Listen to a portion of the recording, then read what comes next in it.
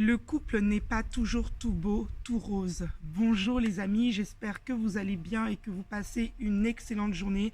Moi, ça va très bien. Alors aujourd'hui, j'ai un message pour vous. Le couple n'est pas toujours tout beau, tout rose. Pourquoi? Parce que il y a des personnes aujourd'hui qui sont en relation de couple. On est dans une société où on idéalise vraiment le couple. On a tendance, j'entends beaucoup cette phrase qui dit: j'attends la bonne personne, j'attends la personne qui est faite pour moi, comme s'il y avait un sauveur qui rentrerait dans notre vie et que tout irait bien. Et finalement, quand on rentre dans le couple, on réalise que le couple, c'est deux personnes qui ont leurs blessures, leurs traumatismes qui viennent s'emboîter. Donc évidemment qu'il y a souvent des chocs au niveau de nos blessures et finalement, le couple n'est pas tout beau, tout rose. Alors si toi, tu vis un couple depuis des années où il y a des chocs comme ça avec ton partenaire et que tu as sans doute l'impression qu'à chaque fois, ce n'est pas la bonne personne qui est en face de toi, j'aimerais te dire vraiment déjà que la bonne personne n'existe pas. La bonne personne, c'est celle qui est en face de toi, c'est celle que l'univers a mis à tes côtés. La bonne personne, c'est celle qui vient te faire réaliser où tu en es par rapport à tes blessures, par rapport au travail que tu dois effectuer sur toi. Et cette personne-là vient mettre en lumière tes blessures. Si tu as vécu une relation, par exemple, toxique, la personne qui vit une relation toxique, cette personne est ton miroir.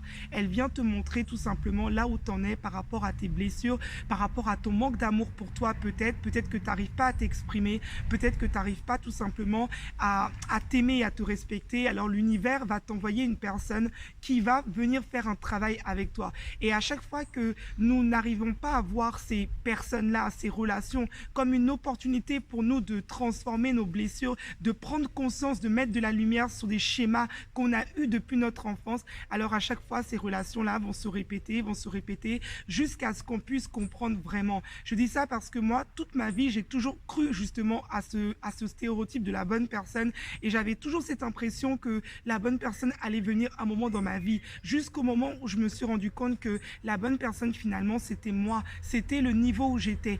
La bonne personne, c'était le niveau de mes blessures, le niveau du travail que j'avais effectué sur ma propre personne. Et finalement, l'univers nous connecte à des gens qui ont la même vibration.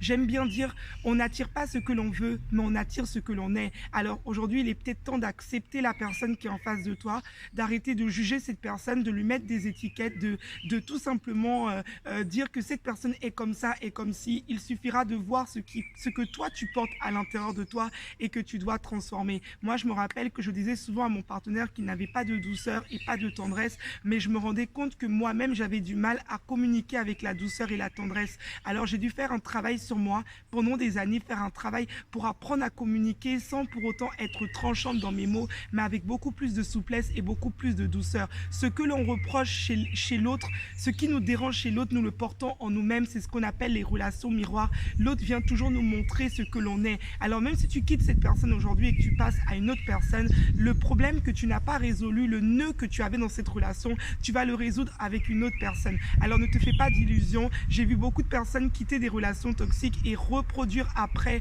réattirer à elles un autre partenaire encore plus toxique que le précédent. C'est pas pour autant que tu dois rester dans une relation toxique, mais si tu quittes cette relation, tu dois savoir pourquoi et tu dois savoir la leçon et tu dois te demander pourquoi tu as attiré cette personne et quelles sont les choses que tu dois transcender en toi. Voilà, donc le couple n'est pas tout beau, tout rose. N'essayez pas d'idéaliser, acceptez ce que vous vivez dans votre couple et faites des efforts pour transformer ce qui est présent. Je vous souhaite une excellente journée. N'hésitez pas à commander mon livre Rebâtir sur la ruine qui va vous aider à vous reconstruire et à participer au programme, la formation en ligne Guérir de la dépendance affective où je vous explique en 6 étapes comment guérir de la dépendance affective avec des outils précis. Je vous fais de gros bisous et je vous dis à très bientôt les amis. Gros bisous à vous.